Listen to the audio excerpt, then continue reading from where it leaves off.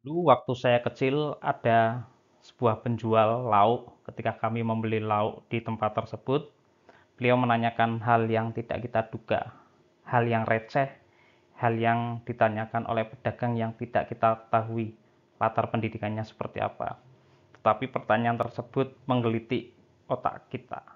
Pertanyaan sederhana, ada lubang tapi tidak ada pinggirnya. Apa itu? Kami berpikir donat, donat ada pinggirnya, ban, ban ada pinggirnya, dan lain-lain sebagainya. Bahkan lubang di baju kita ada pinggirnya. Kemudian kita menyerah dan beliau juga akhirnya menjawab jagat atau alam semesta. Setidaknya hingga hari ini kita tidak tahu pasti di mana lokasi pinggir dari alam semesta itu. Dugaan-dugaan dan teori-teori muncul, tetapi kita tidak tahu pasti di mana pinggirnya. Baik, kita jelajahi alam semesta hingga subatomik. Sebenarnya seberapa luas alam semesta itu dan seberapa kecil atomik itu, skala atom. Alam semesta dari jarak 10 billion light years atau 10 miliar tahun kecepatan cahaya sangat banyak, terdiri dari banyak bintang, galaksi, dan lain-lain sebagainya. Kemudian kita kita zoom hingga 1 miliar tahun, hingga 100.000 tahun, dan seterusnya. Ada banyak bintang, galaksi, ada kita menuju ke planet kita, yaitu bumi. Nah, kita ketika masuk ke bumi, kita arahkan hingga kecil lagi, kita ketemu dengan seseorang, kita lihat matanya, kita masuk ke matanya. Di dalamnya ada iris, ada pupil, ada retina, kita masuk ke retinanya coba. Kemudian di dalamnya ada sel darah, kita masuk lagi ke sel darahnya. Kita berbesar lagi, di dalamnya ada kromosom, ada DNA yang ukurannya sangat kecil. Kemudian di dalamnya ada sekelompok atom. Kita misal ambil oksigennya saja, ada banyak elektron ya di oksigen, ya ada. Kemudian kita masuk ke ruang hampa di atom itu, dan kita akhirnya menuju ke satu titik, yaitu proton dan neutron yang merupakan penyusun inti atom. Selamat datang di perkuliahan di mana atom selaku salah satu penyusun dari atom itu menjadi salah satu fokusnya. Assalamualaikum warahmatullahi wabarakatuh. Alam semesta ini setidaknya dikendalikan oleh 4 gaya, yaitu gaya elektromagnetik, gaya nuklir lemah, gaya nuklir kuat, dan gaya gravitasi. Apa itu mereka? Gaya elektromagnetik adalah interaksi atau gaya yang menyebabkan interaksi antar atom dan berperan penting dalam penyusunan molekul. Ya, gaya ini menjadi dasar dari terjadinya reaksi kimia. Kemudian, apa itu gaya nuklir lemah? Jika kita menonton ya, film Oppenheimer, atau kita tahu sejarah pengeboman Hiroshima dan Nagasaki, maka kita tahu bahwa reaksi yang terjadi adalah reaksi fisi atau reaksi pemecahan satu atom menjadi atom-atom lain yang lebih kecil. Nah, itu menghasilkan energi yang besar. Nah, gaya antar itu adalah gaya nuklir lemah. Bayangkan, gaya nuklir lemah saja sebegitu dahsyatnya. Kemudian ada gaya nuklir kuat. Gaya nuklir kuat itu adalah sebaliknya dari reaksi fisi yang tadi saya sampaikan terkait nuklir lemah, yaitu atom-atom kecil bergabung menjadi atom yang lebih besar. Misalnya hidrogen dan hidrogen lainnya menjadi helium. Nah, kemudian saat bergabung itu menghasilkan energi yang luar biasa besar. Energi itu adalah berasal dari reaksi fusi atau reaksi penggabungan antar atom yang berukuran lebih kecil menjadi atom yang lebih besar. Reaksi ini terjadi pada matahari. Kemudian gaya berikutnya adalah gaya gravitasi, yaitu gaya yang menyebabkan pergerakan antar satelit, planet, bintang, galaksi, dan lain-lain sebagainya. Nah, pada mata kuliah elektrokimia ini kita akan membahas salah satunya adalah terkait ikatan kimia dan lain-lain sebagainya yang dipengaruhi oleh gaya elektromagnetik. Baik, kita kembali pada atom. Atom adalah penyusun yang penyusun molekul menjadi yang lebih besar dan lain-lain sebagainya. Nah, kita ibaratkan jika atom, molekul, dan nukleus itu sebagai sesuatu yang bisa kita bayangkan dengan lebih mudah, maka nukleus itu kita misalkan dengan biji kacang polong ini, ya, kita letakkan di tengah stadion, kemudian elektron cloud ini atau awan elektron adalah stadion itu sendiri. Bagaimana dengan perbandingannya si elektron itu? Elektron adalah satu butir garam. Nah, satu butir garam ini mengelilingi nukleus, ya, kadang di sini, kadang di sana, dan lain-lain sebagainya seperti gambaran ini. Jadi posisinya itu bergerak terus, dia nggak pernah lelah, muter di sekitar nukleus. Jadi muter di sini. Bayangkan jika dia posisinya ada di pojok sini, maka sisi lain adalah ruang kosong. Jika di pojok lain, maka sisi lain adalah ruang kosong, dan seterusnya. Artinya 99% dari inti atom, dari atom itu sendiri sebenarnya adalah ruang hampa.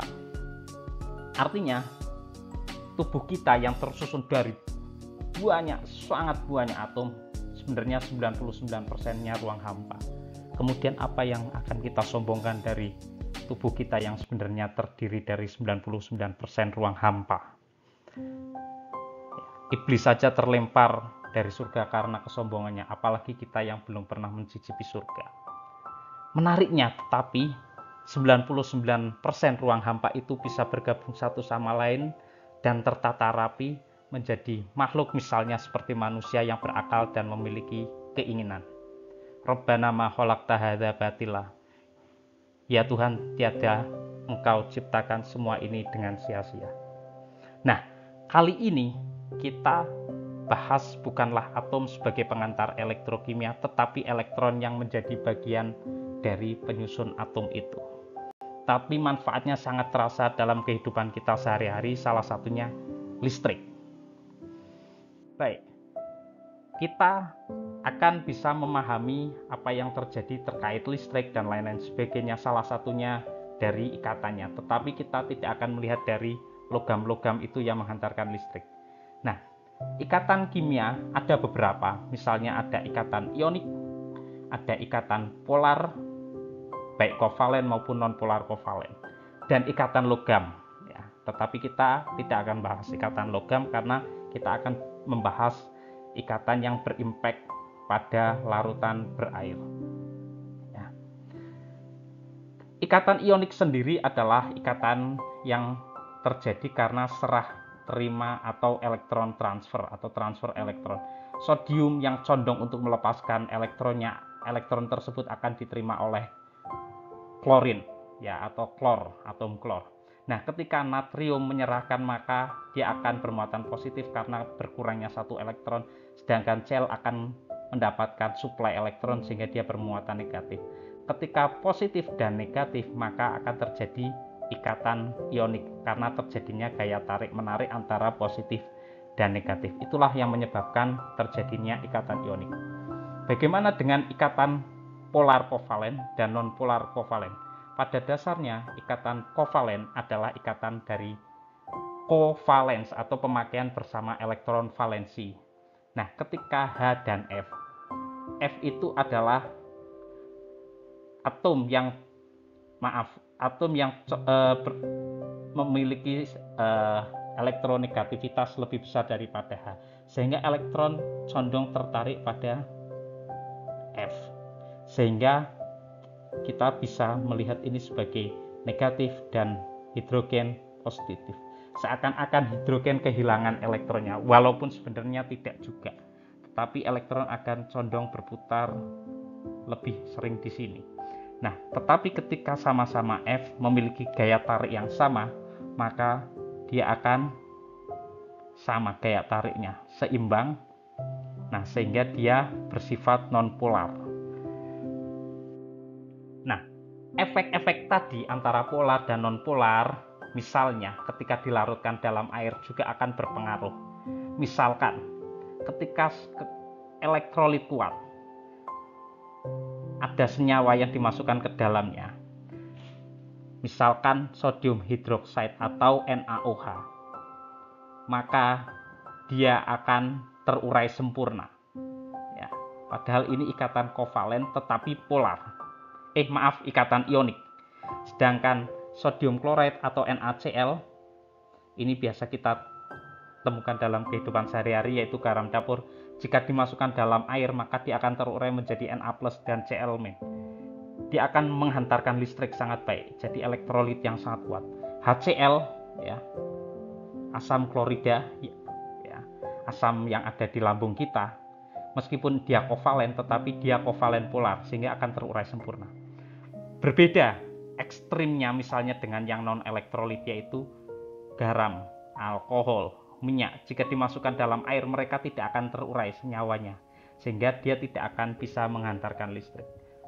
Ya, dia tetap akan berbentuk molekulnya meskipun dapat terlarut. Begitu juga dengan air, asetat, amonia yang merupakan elektrolit lemah, jadi terlarut tetapi terurai tetapi sebagian. Ya, jadi ada yang sebagian terurai, ada yang masih tetap bergabung karena tidak terurai sempurna di dalam air. Nah, ketiganya akan menyebabkan efek yang berbeda. Etanol akan menjadi penghantar listrik yang buruk karena tidak ada transfer elektron di dalamnya. Sedangkan KCl atau NaCl, garam dapur dan lain-lain sebagainya, dia akan memiliki konduktivitas yang baik karena ada transfer elektron di dalamnya.